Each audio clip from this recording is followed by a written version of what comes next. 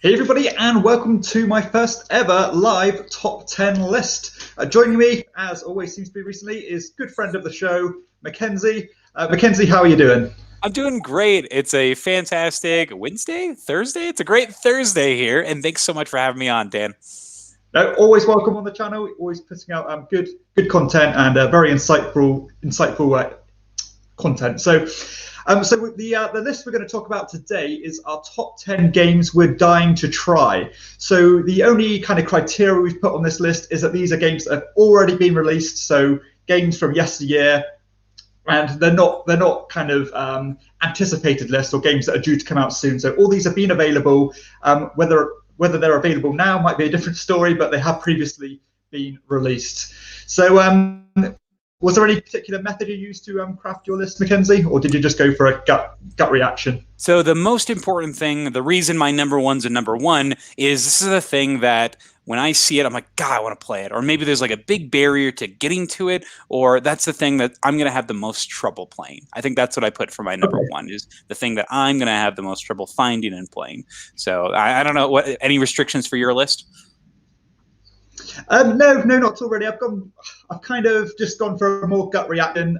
Ones that, because this game list is pretty liquid in terms of 1 minute, one being at the bottom, then being at the top. But these have generally been quite consistent since I've known of them, and always ones I've wanted to try out at least. So let's get started, I suppose. So let's get started with my number 10. So my number 10 is actually a game that's based on not only the publisher, because they've got quite a history of games that I've liked. I've only tried 2 of them, but they've both been big hits, but also the mechanism in the game. So the game I'm talking about is Madeira.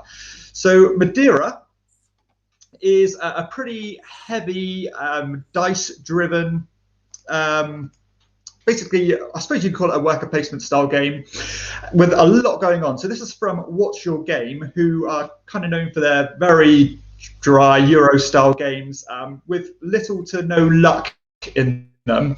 And this one is kind of a step above the other games, or at least considered a step heavier to games like Signorie or Vasco da Gama, which I've played recently. And this one, you are essentially drafting dice, but you're actually drafting the dice in pools of 3. So you're not just taking individually, you have to consider the other ones you want to take as well. And not only are you basing them on the pit values, because I think the higher values let you to go in kind of more locations, but also that when you take these dice, you are basing them on the kind of segment of the board they're on, because you get these potential scoring objectives, which you can kind of tailor your strategy towards as you go throughout. And there's a lot going on in this game. You're placing workers on this island. You're trying to use them to gather resources. You're acquiring ships and sending them off to different kind of ports around the world and different colonies, all to get as many points as you can.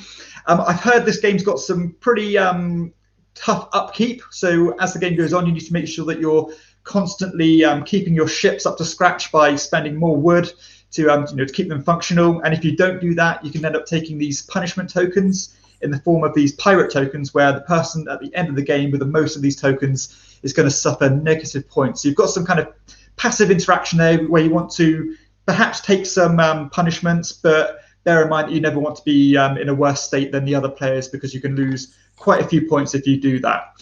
So yeah, it's kind of a mix of publisher and the game mechanisms themselves. And that's what has me interested to play Madeira.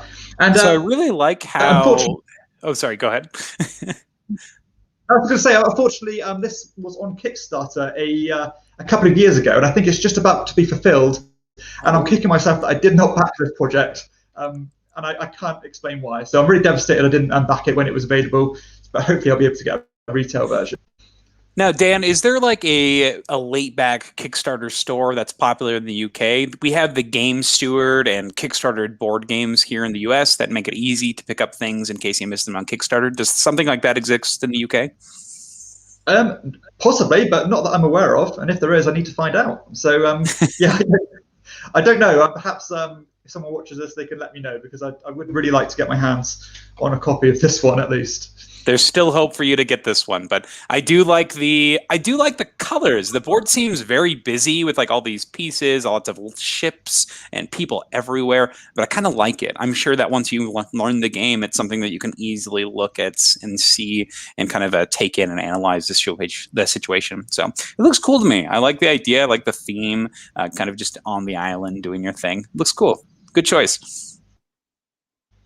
Yeah, cool. And yeah, probably a step heavier than the average game I play, but I think because it uses those familiar mechanisms that I like and seems to have a lot going on, like player orders important, this kind of thing, and it all just seems to come together quite fluidly from the general vibe I get from the fans of this game. So yeah, my number 10, Madeira. Great. Okay, Mackenzie. So my number 10 is going to be a game that has been out for a while, but also has a sequel that has been really well received, but also seems to replace the base game. And that's kind of the thing that stopped me from playing it is I'm not sure which one to start with. And I'm not sure if I'll like it, and I'm not sure if it's worth it, and I'm not sure if it's already been improved on enough that I don't need to go back to it. This is The Voyages of Marco Polo. So the main reason I even heard about this game was after playing the game Clans of Caledonia, which apparently is like a greatest hits combination of Euro mechanisms from things like Terra Mystica and Marco Polo. And I thought, okay, this game sounds really fascinating. Marco Polo uses the same idea where you have all of these asymmetrical factions that all have ridiculous abilities. And you see somebody's ability and you're like, oh man, I want that ability. But then you look at yours like, oh, my ability is pretty great. So you're like, oh, geez, everybody's kind of busting the game out in their own specific way. And you're taking that asymmetry and it works extremely well in the game system itself.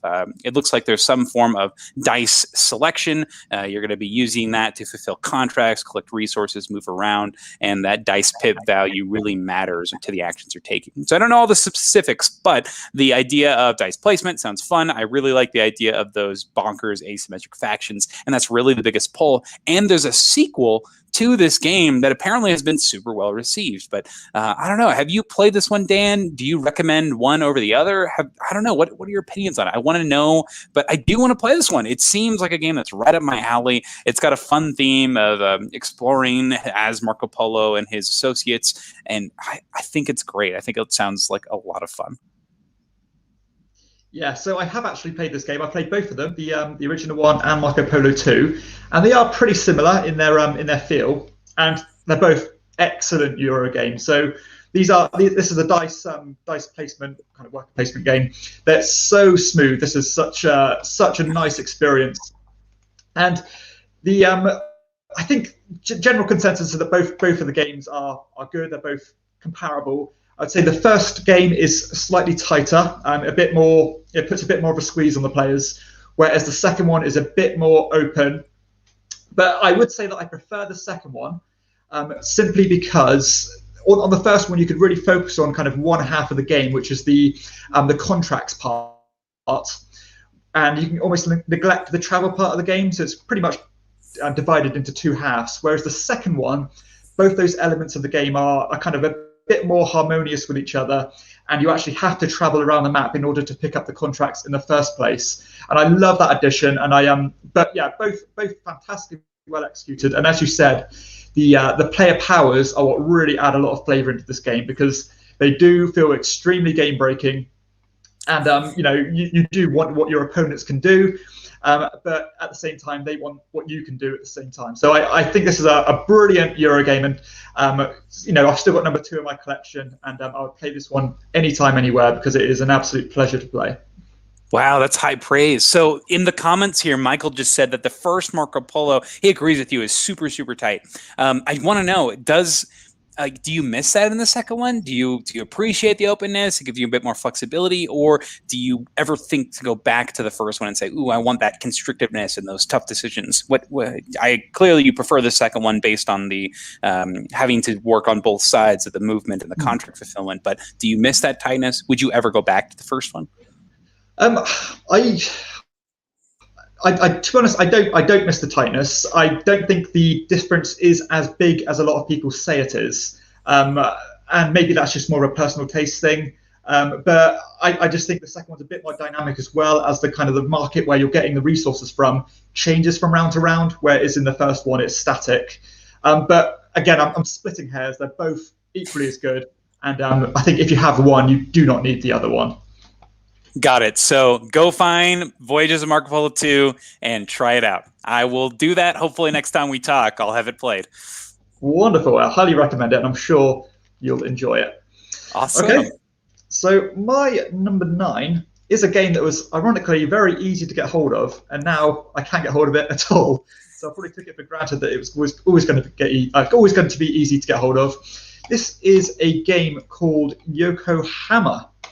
So Yokohama, according to the kind of the feedback from the players of the game, this one has a lot in common with one of my favorite games, Istanbul. However, it has almost like an extra layer added on top. So this is a game where you are deploying these pieces onto this massive map of tiles, and there's really variable. From game to game, it's going to change massively depending on the layout. And you're basically putting these workers onto the board. I think you can put 2 onto a single tile, or you can spread out 3 onto 3 different tiles. And then you are moving your president piece, which is like your player pawn, around the map to activate the building that you're stepping onto. And that is going to get you resources, it's going to get you new technologies and different ways to get points, basically. And I love that idea of having to be able to plan out your turns and basically move around the map. And this one, like kind of the more you invest in a certain location by placing more workers there, means that you're going to start getting better rewards in return. And this just seems to have all the kind of DNA that I like with my Euro games. The ramping up rewards of investing in places, the variability, and yeah, just if it's anything like Istanbul, then I'm sure to like it. And it seems like people might even like this a little bit more than Istanbul. So I'm extremely excited to see if that is the case, because if it is, then no doubt I'm going to like this one. Wow. This one looks cool. So I'm always wary about games with accumulative action spaces. A lot of times when that shows up to me, it means that I'm going to be doing the same thing a lot during the game. And so that one kind of scares me off. Like, I honestly am not the biggest fan of Istanbul. I've only played the base game, not with the expansion. So maybe that would change things. But I do like the accumulation system in games like Architects of the West Kingdom. So, I mean, it's kind of hit or miss for me on if I enjoy this mechanism. But I like the layout here. It looks like there is a huge variety in the buildings, and the escalation, it seems to be a lot more freedom in the buildings you're going to, it looks like. So this one sounds interesting. I've definitely seen it advertised. I think they did a deluxe edition of this recently in Kickstarter. Yeah. Mm-hmm. Yeah, another one you're going to have to look for. Yeah, absolutely. So yeah, my number 9 is Yokohama. So just going back to Marco Polo, Michael's put a comment on there saying that traveling was not a great option in the game and contracts were the way to go, which kind of ties into what I said, where you can kind of neglect one whole half of the game, which didn't quite sit right for me. So yeah. That totally makes sense. All right, so my number 9 here is going to be a game that just isn't going to get played. And that's really sad because it looks so awesome, but I just haven't gotten it because we're not going to play it. And that's because it's a 2-player only game. So I don't play a lot of 2-player only competitive games, because generally if I'm doing that, I'm playing with my wife, because that's my main 2-player person, and we generally only play cooperative games together. We found it's very healthy for our marriage. So that's the thing that we do, is we play cooperative games, and it's a blast. We do play some competitives, like she's a big fan of space-based, just like you, Dan. So we we play a lot of that. But this game has such a cool theme. This is going to be Watergate. So in Watergate, one player is Nixon, the whole administration, and they're trying to resign before the end of the game, which I think is amazing. And the other side is the Washington Post, which is trying to basically oust Nixon here. So the whole game is this huge tug of war. Oh my gosh. And it just looks so fascinating. People have compared it to games like Twilight Struggle, but with less things to kind of observe on the whole board and more of a user-friendly interface for a really back and forth head-to-head game. So it's fueled by cards and also this main board section. But honestly, I have not looked much into it besides that, because I know for a fact that it's probably not going to get played. So if this is one that gets played, it's going to have to, somebody else is probably going to have it, and they're going to have to teach me. And they're going to have to pick this over like the thousands of other 2-player games. So this is a very difficult spot in my whole gaming space. And you'll notice I don't play a lot of 2-player only competitive games. And you may see more of those on this list. Yeah, this is actually a good choice. And I did consider this one because the designer, Matthias Kramer, is one I consider to be a great designer. And I know this one seems to have received a lot of praise for those who enjoy 2-player games. But a lot like you, I would struggle to find who I would play this with and who would enjoy it with me. So yeah, I can completely see where you're coming from with this one. And yeah, definitely a good choice. Okay, so and I'm just going to back on Yokohama. Mr. Travolta, I said Yokohama is on my must list. There you go. So wow. Obviously, all right. High praise from Mr. Travolta. Yeah, absolutely. Right. Okie dokie. So let's go on to my number 8. So my number 8 is going to be something a bit different to what I normally go for. And this is almost a hybrid between a Euro game and a more of a dudes on a map style game that you might have with more of an American style game. This one is called Rurik, Dawn of Kiev. So this is a game that's actually always been in the back of my mind since I've heard about this one, because it has a mechanism that absolutely fascinates me, and I really want to try this out for myself to see if this works as well as I think it will. Because this is, as I said, it's mainly a dudes on the map game as you're putting troops down, you're traveling around, fighting each other. A little bit of set collection, a little bit of area control, that kind of thing. But the thing that sets this game apart to anything else is this basically an auction programming mechanism, which, as far as I'm concerned, has never happened before. So in this game, you are basically bidding using these workers of these different levels to take the actions that you need to take. And those are things, as I said, such as moving around the board, putting new troops down, fighting, and taxing your people to get new resources, this kind of thing. But the way you do that is on this board here, where, as you said, you've got all the different players with their different pieces, and you are using your most powerful workers to take the higher slots where you can take more actions or stronger versions of those actions. For example, I could, if I'm at the top of the move space, I can move my troops 4 spaces around the map, whereas if I'm at the bottom, I can only move them once. But the cool thing is that not only are these numbers determining your kind of power, your bidding power, but they're also determining the initiative in which these are resolved in. So even though I might have a 5 right at the top of the muster board here, that is going to happen after all the level 1s, 2s, 3s, and 4s have been triggered. So you could be mustering into some territory that's going to be really dangerous for you after everything else has been resolved. And I think this just sounds fascinating, and it's certainly something I want to try. And again, has been on my radar for a long, long time. It just sounds so unique, and it just sounds different to anything else out there. So that is my number 8, Rurik, Dawn of Kiev. Have you heard of this one, Mackenzie? I have heard of this one, and I was so interested for the same reasons you were. That system sounds amazing. So this is one that we actually backed the expansion because it came with that base game because it looks so good. Got a lot of praise. It showed up on a lot of people's top 20s, top 10s, and it was kind of like a surprise hit. And it looks great, honestly. And that driving programming mechanism seems so solid. So one I'm really excited to try. This is a great pick, but it's only a matter of time for this one. So didn't make this list. Yeah. Okay. Yeah. So yeah, excited to hear what you have to say about this one because that one mechanism alone just seems to override everything. Because I'm not massively sold on the whole dudes on the map thing, but I think the main focus is that mechanism, and it stays true to what this game is trying to be. So, yeah, really excited to try Rurik. Okay. Sweet. Okay. So my number 8 is another two-player only game. So this two-player only game has received a whole bunch of positive praise for being very unique in what it does and in its feel. It is a two-player worker placement game called Targi. So Targi has you playing in this grid of cards. And as you play, you're going to be using your workers not on the board, but on the outside of the board. And you'll be taking your pieces and you'll be activating the things in the cross sections. And I think that's a super solid, super sound mechanic. I think it's cool that it's the two-player only, that you're going to be very up close and personal with this game as a whole. But besides that, I don't really know anything about it. I know the expansion is really good and it'll change the entire way you play the game. I know that there are really cool pieces for it on the Board Game Geek store, so that's kind of awesome.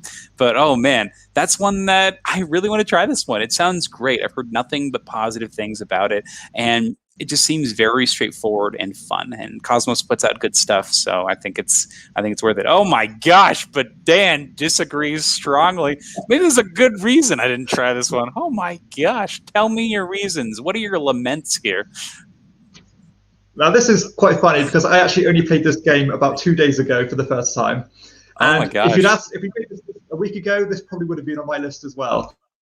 So yeah, this game didn't land for me at all. Now, I will say that the things you're saying that appeal to you do work perfectly fine. You know, the gameplayly and functionally, it's more than adequate, and this grid system is quite innovative and different. The problems I had with it was that the more workers you put on the board, the other player gets squeezed down to a point where your options are just completely taken out of your hands. Now, I understand that a lot of people will like that. They like the idea of having to, you know, not only focus on what you're doing, but try and shut other people up as well. But I found it a bit too debilitating. And I also found that you were doing a bit too much work to get very few points. So it felt like a big slog for small gains. I know I'm in a massive minority. This game is unanimously was considered one of the best two-player games ever made. And maybe it was a victim to a bit of hype for me. But yeah, unfortunately, it didn't land, and my review is going to drop soon, and I think I'm going to get a bit of backlash. Oh my goodness! So, oh wow! So super polarizing. So now this is, I don't know if this is one that I'm probably not going to seek out or try. This is going to fall in that same line as Watergate, where it's like somebody's got to have it. They're going to have to teach it to me because this isn't going to be one that I purchase. And if they have Watergate, I'm probably going to choose that first. Oh man! Oh geez. Okay, so. We'll see. I'm excited to hear your review in more detail, so I'll check it out when that releases. Okay. Yeah. I say again, I am the minority. I know that. Mm-hmm. So don't listen to me. Okay. So that was Mackenzie's number 8. So my number 7 is a game that's almost been unavoidable over the last few years. And I will say, initially when I heard about this one, my ears pricked up. I was excited to give it a go, and then my interest kind of waned a bit, but it seems to be so consistent now that the game just is so revered. It's climbed right to the summit of Board Game Geek, and it's kind of widely regarded as one of the best games out there, and certainly one of the best cooperative games. So this is Spirit Island. So Spirit Island, I haven't played it. Cooperative games are something that I generally don't play very often. And this one is a game where you are taking the role of these spirits. You are trying to basically repel these invaders or these people colonizing the island, trying to take it over for themselves. And you are working together with your teammates. Use your own abilities. You're trying to synergize with your teammates and kind of compound your abilities to try and scare these invaders off, trying to make them run away and to leave you alone, basically.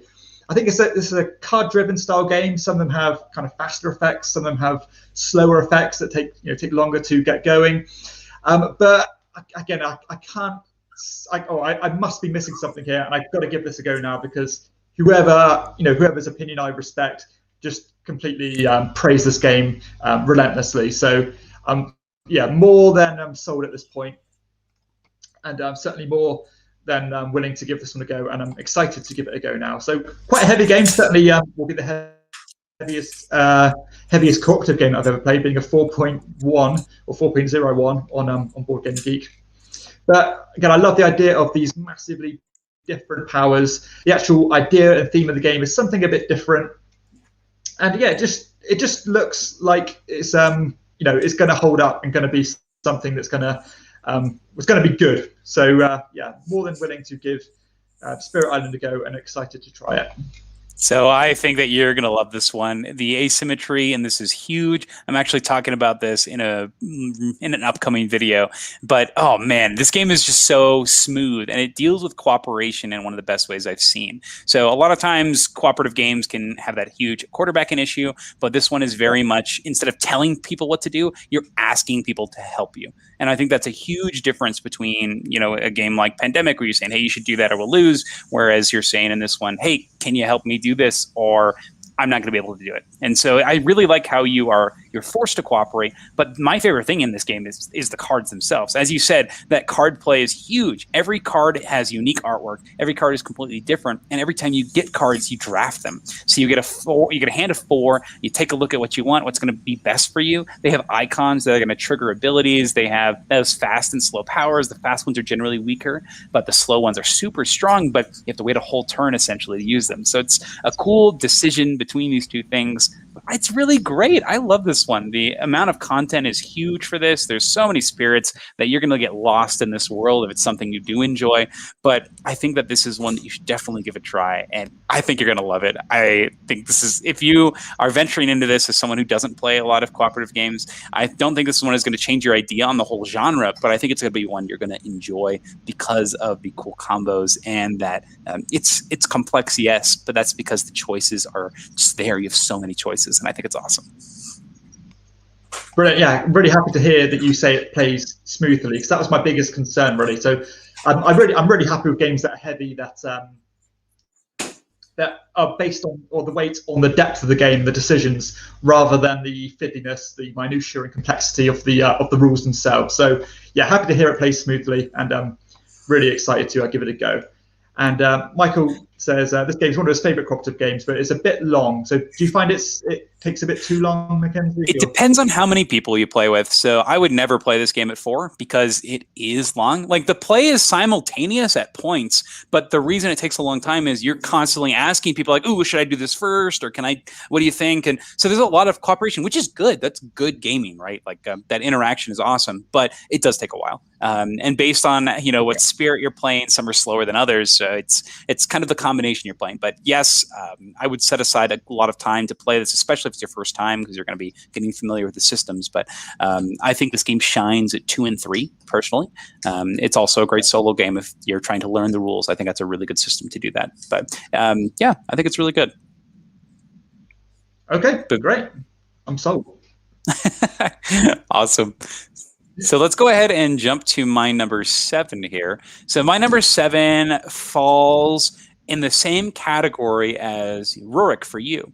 So as you said, dudes on a map games, there's so many of them that they really have to have a specific mechanism that sets that apart. One of my favorite games, Blood of Rage, focuses on the drafting mechanism and the quick turns and very awesome and quick battles. And I think that's why it shines and it works so well. You have these cool combos you're building based on that drafting. But this one is from kind of a similar line of these like mythic dudes on a map games. And this is going to be Cyclades. And it shines in the way that it does its action selection, and that's through an auction. So now, once again, I've never played this, but from what I've heard, people describing the game to me, it seems that you have a bidding system and you're going to be bidding for the use of different god abilities. And these god abilities are going to let you move, they're going to let you attack, things like that, things that you would associate with these dudes on a map style games. And it seems very clean, very straightforward, and very fun. I love auction mechanics. Some of my favorite games, specifically my favorite filler games, are auction style games. So to see it taken to a larger scale like this sounds like a lot of fun. It's also got that great Greek theme, and I think that sounds like a blast. And I like that there's even those expansions that you bring monsters over from Kemet and use them in this game, and that sounds like a blast. I love the dudes on a map Pantheon style games, and this one fits the bill. So pretty excited for this. list, and it's one that I do want to give a try. Maybe they'll do it like they did Kemet, where they'll release a new edition, and it'll be a nice and spruced up. So I'm excited to try this one. It looks like Fiona, the board gamer, agrees with me. So awesome. Okay. Interesting pick. And something I just realised that I wasn't aware of before was that this is actually a Bruno Cathala game. I never knew that. So don't really associate it with these bigger style games like this. But yeah, it certainly has a certain look about it. With the crackers and things. But yeah, I'm completely with you in respect of dudes on a map style games needing something unique and something different to stand out from the masses out there. So yeah, cool pick, and I've heard a lot of good things over the years about Cyclades. Didn't make my list, but I can see why it would. Okay, so let's just go through a couple of comments here. So I think, okay, so this go back to Spirit Island. Fiona's said it's very Euro, so that appeals to me. I love my Euro games. So yeah, excited. Well, that just adds to my excitement, really. And Michael said he prefers it at 3 players as well with Spirit Island. And normally I play at 2 or 3 players. So yeah, that will suit me as well. And going to my number 9, Jonathan has said that Yokohama's on his trade pile. So yeah, feel free to trade it to me, Jonathan. And Mike Cross here has said, get this one bought soon, Dan, so we can play this one soon. So Cross is one of my close gaming friends, and it sounds like he wants to play one of my picks. I don't know which one, but yeah. I'd probably Spirit Island. And finally, yeah, probably. And Thomas has just said greetings from Slovakia, and he likes our content. Good job. So thank you very much, Thomas. That's very kind of you. Thanks for joining us. Okay, so let's move on then to my number 6. So my number 6 is, ironically, another Dudes on a Map game, and one that is considered quite a bit different to anything else out there. And I will say one of the strong factors of this game is the visuals. This one has probably one of my favorite types of artwork that I've ever seen. I think it's absolutely stunning to look at. This one is a game called Inish. So Inish, I think it's got quite a strong fan base going for it. I know people who advocate this game, advocate very strongly for it. This is, as I said, a Dudes on the Map game, but I suppose the thing a bit different about it is not only that drafting, a bit like Blood Rage, is a very strong part of this game, as you're actually drafting all the cards to manipulate the board in the first place, moving things around, doing lots of different things, but also the winning condition. So this almost has like a chess-like kind of winning condition where you have to complete, I think it's one of 3 different criteria, one of which is having, I think, a number of different regions controlled by your guys, or having, I think, a lot more troops than your guys. I don't know the exact criteria because I haven't played it, but the vibe of it feels something that I would like, and I like this kind of cutthroatness where if someone is just about to win, you can call out to the other players, and you have to kind of work together to stop that from happening. So there's this constant struggle for kind of dominance, and who's going to just have enough resources and a backup plan to counteract people trying to stop you from winning. So again, I think about this one. I think the miniatures come painted, but the visuals are really nice, apart from those photographs. And yeah, I think this is one that I'm going to enjoy. And it just sounds like the end game is something a bit different, and not so in your face where you're just smashing each other to bits and just fighting relentlessly. It's something that you need a bit more guile, a bit more savviness in order to get past that finish line. So my number 6, I have Inish. So this one I love. I'm totally with you. I love this theme that they picked. The Celtic mythology is something we haven't really seen in anything else. So right off the bat, that's super enticing, super exciting. The artwork is also stunning. I love from the box art to the artwork on the cards. And this is a game where it looks like you need to become really familiar with those cards you're drafting. And I think that's fine. I think that probably after your first play, you're going to be familiar. It's one that you're probably going to have to dig into in order to get a lot of satisfaction from. But I think most really good games, something like Kemet, something like Blood Rage, once you become familiar, the game really shines because you're able to see those potential combos, you're able to plan for stuff. Oh, look at those. They look amazing. So, yeah, this is a great pick, Dan. Great choice. Cool. Yeah. So yeah, I think this is, as you said, I think this is going to be one that does reward repeated plays, and especially with the same group, because as you said, you can really factor in what other people are likely to be drafting. But yeah, the visuals are out of this world beautiful, and I can't get enough of that artwork. So yeah, number 6, Inish.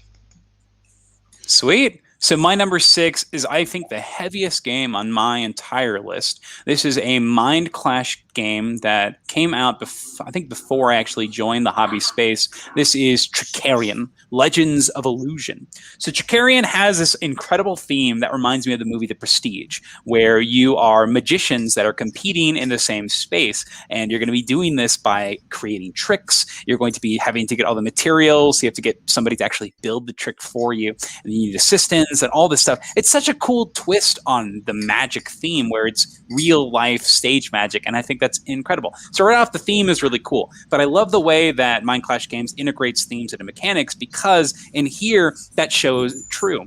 So for example, if I show a trick of the disappearing man, you are going to be like, oh, he made that trick, let's go figure out how he did it, and then they're going to try to improve on my trick or use it and basically depopularize my trick. So man, now I'm going to have to go out and find my own trick. So I really like that idea. I really like the system. This is not one I own, because I do know some people with it, but they have elected to not teach me it. So it's kind of killing me, because I know they have it, but I don't think, maybe it's they don't like it. Maybe it's that it's just something that they don't really want to learn at this point. But it's also one that I'm like, well, I know somebody with it, so I'm not going to get it yet. But man, I really like Anachrony. Anachrony is one of my favorites. But outside of Anachrony, I haven't really played any of Mind Clash's other games. So this would be the second design from them that I would be playing, but really enjoy Anachrony. So this seems in a similar vein of something heavy but very thematic and fun, and it looks really neat, and I love the theme. But I see your rating there. Dan, tell me about it. What are your opinions on this one? Okay, so this was a game I played quite a few years back now, and I will say I did enjoy it. It's certainly well put together. The only thing that almost took it down for me was, as I mentioned earlier, sometimes I struggle when games seem to throw things in for the sake of it. So if you're familiar with like the Vital Lacerda games, I sometimes feel like it's complexity for complexity's sake. And I will say that Tricarion borders on that. So there were some things that I felt could have been stripped out, but mechanically the game is really good. It's extremely taxing. You feel exhausted by the end of it, and you have to line up your moves so carefully. But it's a solid game, and certainly one that I think if I played it again, I would probably, I'd probably take it back up again. So almost just fallen down to a 6.5 because I haven't played it for years, and I think as game goes on, as time goes on, things naturally, kind of diminish in terms of interest. But yeah, I think if I played this one again, I could happily enjoy it again. And as you said, the theme itself is so cool and probably really underdone, because this kind of commercial magic is very rarely a theme in games, and yeah, should be explored more. Excellent. So I totally agree with you on the Lacerda comment. Games that are just complex for complex sake, they exist. Like, that's a real thing and a real issue. And some people like that. I don't know if they feel more rewarding when that's something they do. But games like that are things that leave my library fairly quickly. Yeah. If it's just complex for complex sake. So. Yeah, absolutely. But I'd highly recommend giving it a go, though, because I did enjoy it. But it's a bit of work. It's a bit of work to go through. Okay, so let's just go through some comments again then before we go on to number 5. So Patrick, thanks for joining us. He said Inish has worked really well with more casual gamers and has never fallen flat. So that's really reassuring. Yeah, thanks for that comment, Patrick. And Mike has said Inish has been on his list to play, so a good choice. Thanks again, Mike. And going on to Tricarion. So Michael, Tricarion is very tricky. He's played it solo and he really enjoys it. Yeah, I've not actually tried that one solo, but I imagine it works a bit better as you get rid of downtime, etc. And what are we going on there? So Michael, so others say the marketplace lets it down. Buying the equipment you need can add unnecessary time to the game. Yeah, I would say little things like that are just just a bit that could have just been ironed out just a little bit more. Okay, so let's move on then. So okay, let's go on to my number 5. So my number 5 is another really popular game from a really popular designer, and I know you enjoyed this game, Mackenzie. And I think out of all this designer's games, I've enjoyed quite a lot of them, but I've never loved one of them. And I think this may be the exception. This is a monster of a game called a Feast for. So this is a Uwe Rosenberg game, who's pretty much one of the grandfathers of the Euro genre. He's so highly revered and known for lots of farming simulating games and the kind of resource management games. But this one is probably his most grandiose one in terms of how sprawling it is. There's a lot of components in this one, which, to be honest, has been one of the obstacles that stopped it from getting in my collection, because it's quite intimidating, to be fair, and it seems like they're going to get a lot in the box. But this is a worker placement game, but with a bit of a difference, as the number of spots you can go to are more than plentiful, and they're all kind of variations on each other. But from previous conversations with Mackenzie, it sounds like these are just slight variations on each other, where you can choose to invest more workers in to get more powerful versions of those actions. But I love some of almost the theming here, actually, as you can convert goods into other goods. You are trying to almost fill up your land with these different tiles, trying to increase your income. As you're getting more workers, you need to make sure you feed them. And all these things seem to come together in quite a well put together game. Although, as I said, quite a lot going on, a lot of components. You've got this kind of polyomino mechanism. You've got, of course, the worker placement. You've got the the feeding of your workers, and all these things just seem to be done in a neat way.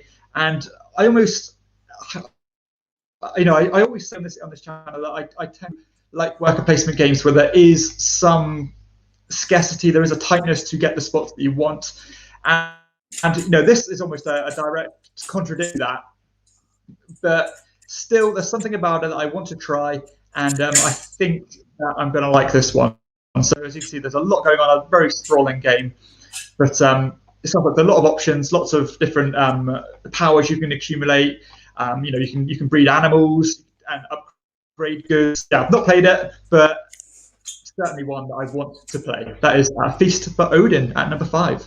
So you talk about this one like you have played it, which is kind of crazy. So clearly it's in the zeitgeist of the board gaming hobby. Everybody knows this one. Everybody is aware that it exists. And you're totally right. It's one of my favorites. I love this game. And a couple things to maybe calm you a little bit. The first thing is the resources. There's really only 4 resources. You've got rocks, you got sticks, and you got ore, and then you got money. So those are the main resources. But you also have all those items that you're going to be getting, the polyomino pieces. And you can see in that picture there, they've got trays that are included in the game that are going to organize things for you immediately. So it really helps with that. Like, it takes that intimidating idea and really reduces it. You don't have to open bags. You just open a tray. I love it. Ooh, greatest move there. Yeah. It's awesome. And you can clearly see how things upgrade in those trays. So, and I really like, as you said as well, the thematics are great for something that is this Euro-y and this very mechanic driven. Everything makes sense. If you get your swords, you can go on raids, and you're going to take stuff from people. So that's a way to get resources. When you hunt, you get meats and furs and things like that. When you upgrade, this is trading. So you're not actually upgrading. You are going to be giving things to different people to upgrade it. And I think that's great. And I think the best thing about this game is something you actually haven't talked about is the objective system. So not objective, the projects card, work cards. See those little cards there? They've got the brown backs. Yeah. On your turn, a lot of the actions, if you do higher actions, you're going to be able to play these occupation cards. And these cards are going to give you abilities that no one else has. So you start with one in your hand, so you kind of like a objective maybe you're going to go for that's going to kind of guide your path. It's going to give you a very small bonus. And as you play, you're going to accumulate these small bonuses. And you can even go out of your way to play a bunch of them. And then all of a sudden you are super powerful at doing specific things, but you've had to invest to do that. So I love that part of this game. There's so many of them, so you'll probably never see the same one twice. Lots of different effects. And it's so fun. This is a game where you're going to start and be like, oh man, I got all this stuff I got to fill. I got all these negative points on my board. How am I going to do this? And by the end of the game, you're going to have like 4 islands that you've completely filled and conquered with all your stuff. It's just so fun, so rewarding. The worker selection system is great. I love that you don't have to create workers. They just come naturally. So the game escalates and scales up as you play. This one's great. You got to try this one, Dan. Like I strongly recommend this one. Mm-hmm. Yeah, I will be trying it as soon as I can. Yay. Okay, so let's just go on to a few comments. So Michael has said he likes A Feast for Odin, and the Norwegian's expansion makes animals worth it. Is that the case, Mackenzie? Do you know? Or? It is the case. So in the original, there are not very many incentives for the animal strategy, but in the newest expansion, it actually adds a new column of spaces, and these spaces really facilitate that strategy. It also introduces 2 new animal types with pigs and horses, and I think it's great. Pigs automatically breed, so they're very quick, so you can use them for food or for upgrading, and then the horses are huge and worth a lot of points. So the market strategy is actually very viable. Cool. And Fiona's said A Feast is in her top 3. Wonderful. My box has all the mini expansions and the expansions, so wonderful. They're Sounds fun. like yeah. There's like a Christmas expansion with like a Christmas tree and a sleigh and stuff. It's fun. It's neat. They're just awkward shapes for polyominoes too, which is great. It just adds to the fun. Amazing. So yeah, what's your number 5 then, Mackenzie?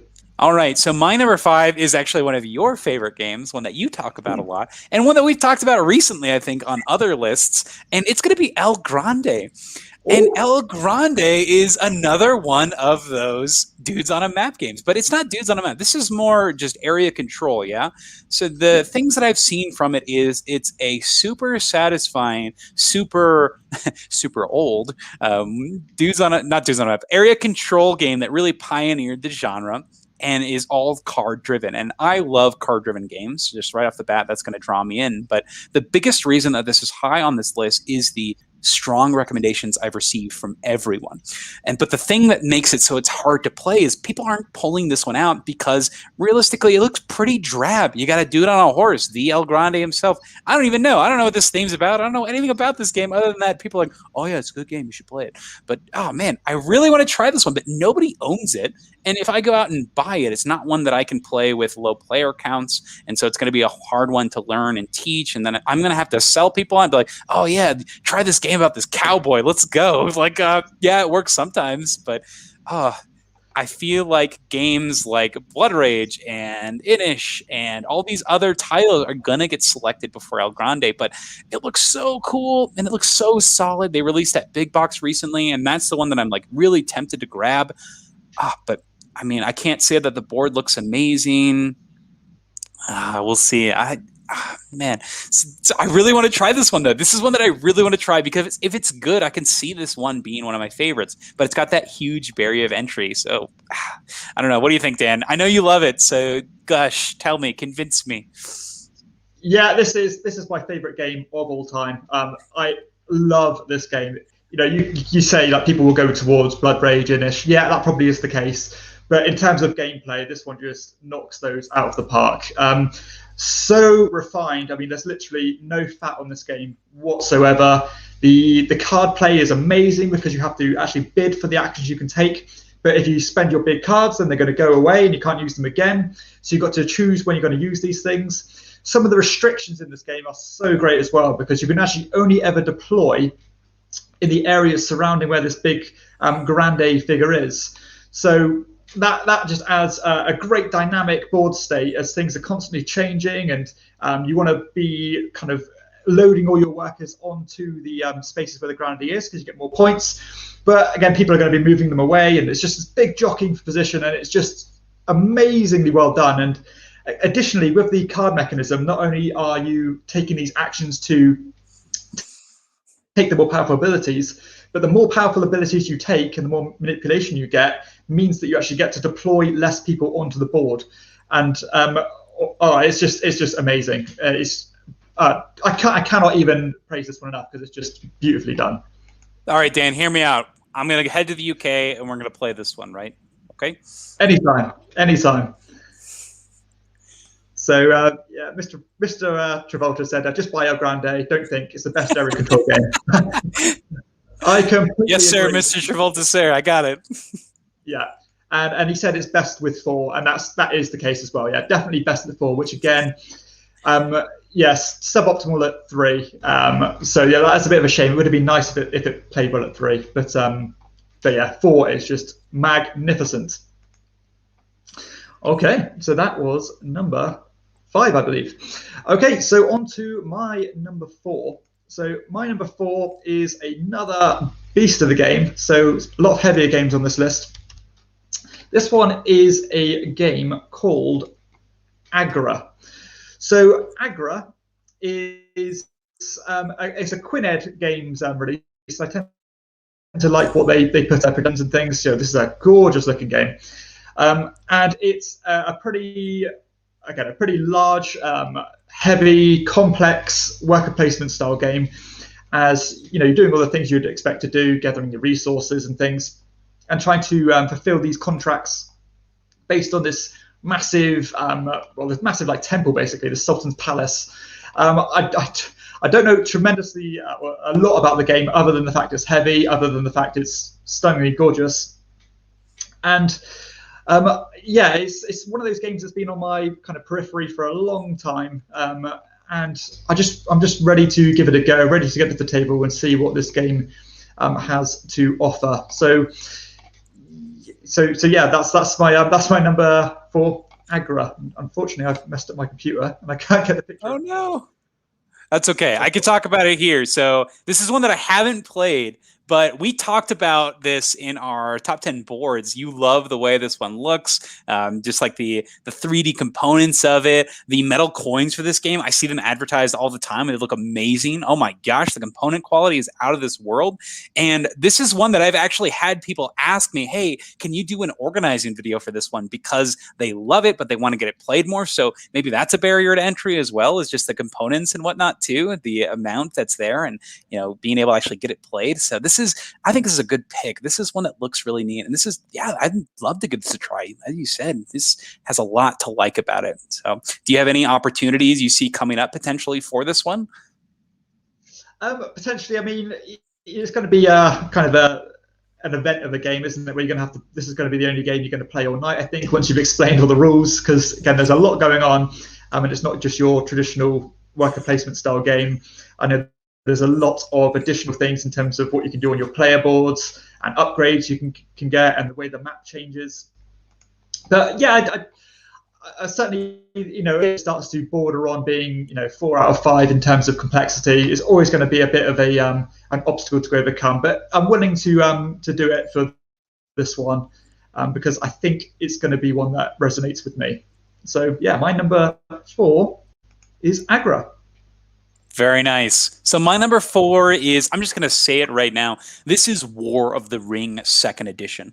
So War of the Ring is Lord of the Rings. So, right, it's as Star Wars Rebellion is to Star Wars, War of the Ring is to Lord of the Rings. This is everything that you love about the trilogy. You're taking the hobbits to Isengard, but not really. You're taking them to hopefully Mount Doom to destroy the ring while keeping the forces of darkness at bay. While if you are the forces of darkness, hopefully you're going to be able to rewrite history and take out all of the fellowship and all of the races of men. So I really enjoy this theme. It's an incredible theme, but this is 2 of those things. This is a 2-player game and it's a huge war combat game. So the cross sections have met. This is the ultimate, hey, you're never going to play this game. This is, oh geez, but the theme is so good. And I feel like this falls into that category of Star Wars Rebellion, where people who really enjoy Lord of the Rings are going to want you to play this with them because they have to, right? This is a game where you can't play it alone. You can't play with more than 2. So it's got that very hard to hit player count. And it's such a game that really rewards playing multiple times, understanding all the nuances. It has I believe it has interesting card play and dice mechanisms. But look at that rating. It is so high. Not for you, but it's so high and its rating overall. And it's high on that list. It's been on the top 100 for years, and the deluxe editions look incredible. This is the one that comes with those painted miniatures and a crate of goodness. It's got some fun expansions with the ends. It's got it breathes Lord of the Rings, and I really want to try this one, but it's not one that I'm getting because realistically it's not a good fit for the library. So I just not going to do it. Maybe this is sometimes I do make those exceptions where I do play a game and I think it's so good that it breaks my rules that it comes into the library being this 2-player only game. But I need to try this one before I can make that decision. So Dan, tell me about it. What do you think? You've rated it lower than most people. So let's hear your criticisms here. Okay, so this. I do like the game. I'm a huge Lord of the Rings fan. I love Lord of the Rings, and you cannot deny this is the epitome of a Lord of the Rings board game. It has everything. You can retell the story in your own way. There's just a few things that I had a little bit of a problem with. Number one, it's very long. It's a long game. It's going to take you at least 3 hours to play. And again, it's 2 players. I don't, if I play with 2 players, I tend to like games that they're a bit faster. I don't normally sit down for 2 to 3, 4 hours and play one game if I only have 2 players there. But number one, I'm not the biggest fan of roll to resolve combat, and this one does have plenty of that. And I felt like the kind of one of the winning methods to get the ring bearer, to get Frodo and Sam off to Mount Doom, was a little bit fiddly. It didn't work as well as it could have. I think if it had like a different method of hidden movement, it would have been a bit better. But this is a personal taste thing, and I will say that if you like this style of game, then there's not going to be much better out there for it, because it is a lot of fun. The card play is pretty interesting because, although pretty situational, so there's some powerful cards that are quite determined on the exact board state, and if that board state's exactly right, you can trigger something. But the stronger the cards, if you want to play in that respect, the stronger they also are in battle to increase your chances of winning fights. So you have to decide whether you want to use them in battle and forsake the kind of gameplay ability, or vice versa. So you are technically throwing one away when you use a card. So I do like that kind of multiple use card system. It works pretty well. The method in which you take your actions is also pretty cool, that you're rolling a bunch of dice and they're going to determine what you can do. So yeah, this is objectively a fantastic game, and objectively I would rate it higher, but from a personal taste, it's just not something I go for anymore, and not something I enjoy as much as I once did. But still, if you like Lord of the Rings and you like these big, massive, epic games, then it doesn't get much better than this one. Got it. I think you confirmed a lot of my suspicions, but I still really want to try this one. I think I need to try it at least once, and man, I hope it's something I fall in love with, because a lot of the things that you dinged it on are things that I don't really mind that much. I think the biggest thing would be length for that 2-player space. So we'll see. Oh, excited. Oh, this list is just making me really excited, dude. I just want to play all this stuff now. Oh. Yeah, I highly recommend anyone just give this a go at least once, because you're either going to really love it, and it's worth taking that bit of time to see if you do like it or not. So yeah, definitely not a negative review for me, just not something I'm looking to play again. That's all. And just going to thought this is worth highlighting. Mike Cross has said that El Grande is incredibly smooth. It works really well at 4 to 6. I think it plays up to 5. But yeah, he said if I had any tattoos, it would be of the El Grande King piece. Yeah, that's absolutely true. Okay, wonderful. So let's go on to my number 3 then. So into the top 3. So my number 3 is a game that's been out for quite a long time now, and this is from a designer I always keep an eye on after making some really impressive designs. This one is way out of print, but hopefully, and I think it has been announced that this is being re-released at the end of the year. This is a game called Carson City. So Carson City is a pretty interactive, almost city building and worker placement style game, as you are kind of fighting for land in the Wild West and trying to build these buildings. And I like the way that the player interaction is injected into this game, which is quite thematic in terms of its ties, where you are actually able to go to the same place where somebody else does. And if you do, you have a little bit of a shoot-off, and you try and fight each other off from your side areas. You're trying to build buildings to start generating money. Some let's say pubs and bars, for example, will generate more money if they are next to a bunch of residential housing, or like ranches get more money if there's kind of empty space around them. And that all sounds really cool to me. But yeah, I love that extra level of thematic player interaction where you can even move your player pieces into the areas or into the buildings of other people and start leeching off their buildings. And they have to come and basically try and defend those buildings from you doing that. So I think it's going to be a really great game for me, and it's going to be one that's going to be quite appealing to a lot of people because it's pretty simple, and as said again, it's you can tie back to the theme quite well. So yeah, that's Carson City, certainly one that's been on my radar for a long time, and I'm really excited to hear that this is going to be available probably in the next year or so. That's awesome. So this is one that I haven't played, but I think I had a friend tell me that his favorite part of this game is if somebody has a building you want to use, you can walk right into that building, shoot the guy in it already, and then use that building for yourself. And I think that's great. That's very old Westerny. I love it. I like the idea. I like that you're constantly building stuff. I like that it matters where you build stuff because you can, like, based on sort of like suburbia, you get effects based on where you're putting things. And I think it's really neat. I think this is really cool. I love this theme taken in a different way as opposed to something sandboxy like Western Legends. I think it's great. I think this looks really cool, and I'm really happy that you said that this is going to be, more available soon. So that's exciting. This is definitely one I want to try as well, but did not make my list. Okay, cool. That's Carson City at number 3. Sweet. So my number 3 is actually a crossover with you. Any ideas which one you think it is? If you've noticed my list so far. Is it going to be Agra? It's actually Inish. So Inish is my number 3.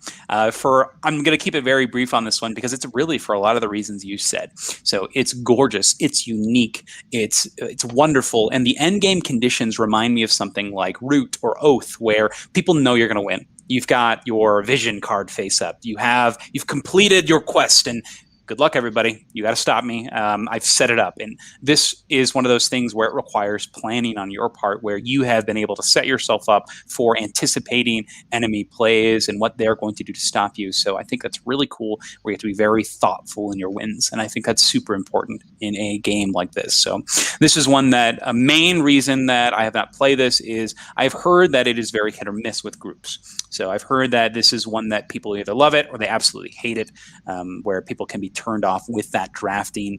And I don't mind any of that. I think it's fine. I think any game can be a learning game. That way you can be like, okay, we understand the mechanics. Let's jump into it now. And now that we kind of know what's going on. But a lot of people are not that way. They want that satisfying experience right out of the box. And this is another game where you have to have higher player counts to make it work. Once again, this is a best at 4 games. You have to find a group that's willing to invest a little bit of time into it. But wow, does that artwork look amazing. It's so cool. It has the things I love in drafting games. It also has where you have like knowing the cards, right? Knowing what people could potentially have and the actions that are to them. It has hate drafting in it. It has that very dynamic multi ways to win and score. This is great. You gushed about it already, so I'm not going to go into any further depth, but great choice. This is one that I really want to try. Inish, my number 3. Cool. That's certainly has a lot of things really into it, and yeah, interesting to see that you've heard mixed things, because we had a commenter say earlier that it's always been unanimous with whoever he's played it with. So certainly one that you need to check out yourself by the sounds of it. Okay, cool. Yeah, good pick. And I'm going to say that because I picked the same game. So number 2 then. So my number 2 game that I'm most excited to give a try is a bit like my number 10, Madeira. Not only based on the mechanisms, but instead of being based on the publisher, this one is based on the designer. So one of my favorite designers ever, Stefan Feld. This one is a game that's really hard to get hold of. You just can't get it. This is a game called Bora Bora. So Bora Bora is another dice placement style game, as you are trying to build these build these huts on these islands. You're trying to acquire these different males and females, and they have different different kind of abilities, what they can do. You're trying to empty your player board to actually move these people into your buildings. And I love the idea of this dice system here, where naturally, or with a lot of these kind of games, your higher pip values are generally better. So you want to be rolling high numbers all the time. But in this one, it handles it a bit differently to a lot of these other style games, where your higher dice values are still better because they let you take more options. They give you a lot more flexibility. However, the low values are useful because they allow you to shut people out of taking certain actions, because once you go to a certain action ability, you are going to, or any kind of future player is going to have to place a die at a lower value than the one you've just placed. So if you have 3 6s, then yeah, great, you're going to have to take 3 abilities at a high value, but you're probably going to get shut out of the ones that you want to go to because someone's going to lowball you and go lower than that. So yeah, I love that idea. It's such a shame that this one is not available, and I'm highly hoping that this one is going to be one of the re-releases by next coming years, because yeah, it's just, I can't get hold of it, and I want to try, or at least try all Steffenfeld games, because 9 times out of 10 his games just sing to me, and I love what he puts out. So yeah, that's number 2, Bora Bora. Great pick. I think Stefan Feld is a fantastic designer. I really enjoyed the majority of games that I've played by him, and this seems to be like it's no exception here. I like that idea, as you perfectly described here. You may be able to take powerful actions, but where are you going to be able to take them? Great choices, because then when it finally does get to you, you've got that choice you got to make. Like, what do you prioritize? Love it. Great pick. Okay, cool. That's my number 2. Sweet. So what's your number 2? So continuing the trend of out-of-print games, I'm just going to say it now, my top 2 games are both out-of-print. These are going to be games that I've found incredibly hard to find, to buy, and I would definitely probably like to try them before putting out that giant sum of money to actually obtain them for the library. So the first one here this is my last Dudes on a Map game, I swear. This is going to be by one of my favorite designers, Eric Lang. This is going to be Chaos in the Old World. So Chaos in the Old World is one of his original Dudes on a Map game, taking the Warhammer 40k universe and putting it onto this horrific area control game that uses the things that so many people love from the Eric Lang designs: smooth systems, clean combat, and lots of variability in player powers. And this one here is a gruesome theme. So you're playing on a map made of stretched skin as you traverse this territory that's ruled by all these evil clans, and it looks so gross but looks so interesting and fun. And it's got that solid design behind it. It has an expansion that's basically as much as the base game, but only includes 1 faction. The price point is ridiculous on this, but the rating is pretty high. And overall on that BGG listing, it's in that top 200. So that's saying a lot for a game that not a lot of people have. To have that many ratings and to be that high, that's pretty exciting. Now, this one's never going to come back to print because it was a cooperation between Fantasy Flight and Games Workshop, and that ended very quickly. And so that's unfortunate that this game will probably never be reprinted, but it's one that I want to give a try. I wish I could say I know more about the mechanics and whatnot, but I understand that we have asymmetric factions, we have card play, we have dice, we have really goofy looking miniatures, but I really want to give this one a try. People have told me that, hey, you like all these other games, you need to try this one. And I do, I want to try it. I have a friend that owns a copy.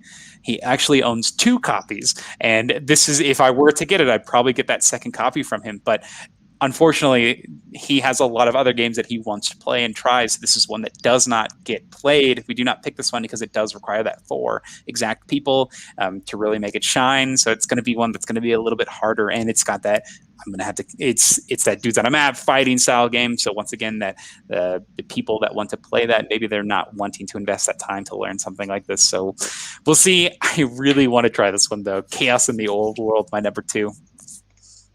Yeah, cool. Yeah, I've heard a lot of good things about this one. One of them being that it's very hard to get hold of. But I'm not sure if they're ever going to reskin this or bring this out again under another setting.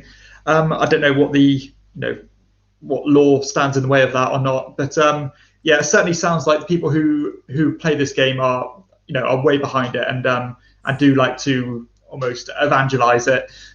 Yeah, so it's a shame that it's not available in terms of other games of this ilk, because Eric Lang seems to be at the forefront of these area control style games, and so yeah, shame it's not available. And it looks great. I mean, I know the thing's a bit gruesome, but sometimes it's what people like, and it looks great, and it's quite it's what the Warhammer world's all about. So yeah, would be willing to give it a try, but yeah, with the prices it's asking for, then yeah, not one that I'm going to seek out myself.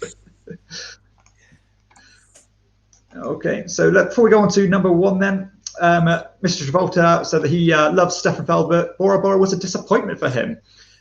Maybe because he wanted to like it so much. Yeah, that's fair enough. I've had many games where I've gone in with the highest anticipation, and sometimes it's impossible for games to live up to that self-imposed hype. But yeah, hopefully it will be more readily available, and I'll be able to make that choice for myself. But thanks for the input, Mr. Travolta. Okay, so let's go to the pinnacle then. So number one. So the game that I'm most excited to play is one that is in print, and one that I will probably be buying straight after this episode, because I finally had my that trigger has been pressed, and a lot of that's been because of McKay. He's sold this to me. This one is Terra Mystica. So Terra Mystica is widely regarded as of the best kind of modern Euro games, as you are basically terraforming this planet. You've got all these different fantasy races, all highly unique in what they do and how they function, and they are all going to use their abilities to kind of convert the landscape to fit their needs, basically. One of the things that really attract me about this game is the individual player boards. So I love games that when you invest in things, you uncover things on your board that make things cheaper and more efficient and give you more options. And this game seems to have that in spades. So yeah, really excited to explore that side of things. And this game has a lot of the other kind of Euro tropes that I tend to enjoy, things like climbing tracks, and just all that kind of stuff that you would come to expect. And I think when a game has consistently been rated this high from all kinds of reviewers or content creators, then that's normally a sign of good things, especially when it's this sustained and it's stood the test of time. So yeah, highly anticipating and really excited to sink my teeth into Terra Mystica and see what this game has to offer. I'm so happy that you're pulling the trigger on this one, because it really is that good. I love this game. It's incredible. And speaking to what you were saying about the player boards and kind of pulling stuff off and improving yourself, it is so cool and so dynamic the way it's done. So the lower buildings are going to give you the worker resource, which you're going to pretty much need for everything, which is important, right? So you want to make sure that those are off your board. But whenever you increase a building, you're upgrading it. So your little building will become your medium building. But when you do that, your little building goes back on your board. So you have to decide, like, oh man, if I'm building all these advanced buildings, I'm losing that core resource, the worker resource. And so there's a big choice that you have to make there. And the cool thing is, with the boards themselves, the stuff on the bottom of these buildings that you're pulling off are different. So based on the character of the faction you're getting, the things that you're revealing are widely interesting and very different, very cool, and I love it. And even the cost of the buildings are different. It's just so interesting and so cool how they've created these differences on these characters. So I think this is great. Now, I do want to tell you, before you start your first game, do not build a bunch of little buildings right off the bat. Do not terraform right off the bat, because you're going to find that you're really poor really quickly. Don't do that. So that's my biggest recommendation. It might sour you on the game if you start that way. So my recommendation is, in the first parts of the game, build some of the temples. They're going to give you these blessing tokens that are going to help you engine build. You love that, and that, it'll be great. So that's my recommendation. Don't spend all your workers on terraforming. It's not going to pan out for you. So just wanted to say that's usually the first thing I tell people, and they generally have a great time afterwards. So don't forget that, and you'll have a great time. But oh my gosh, you're going to have so much fun with this game. It's so good. This is one that my wife loves, and we end up playing a lot, and I love it. It's such a good game. Okay, great. Thanks for the input there, and I'll be sure to follow your advice. Excellent. Okay, so what's the number one then? So my number one is the most out-of-print game ever. It's notorious because of its out-of-printedness, and this is going to be Glory to Rome Black Box Edition. So my favorite types of games are card games. I love games where you're able to combo build and you're able to put things in front of you. And this game is so cool because it's Carl Chetic. You've got the multi-use cards, and the way they function is so nice. You're going to be sliding them under your personal board. The Glory to Rome has this, the Black Box Edition has this aesthetic that is really pretty. I like its simplistic design with how clean everything is and how the symbology works.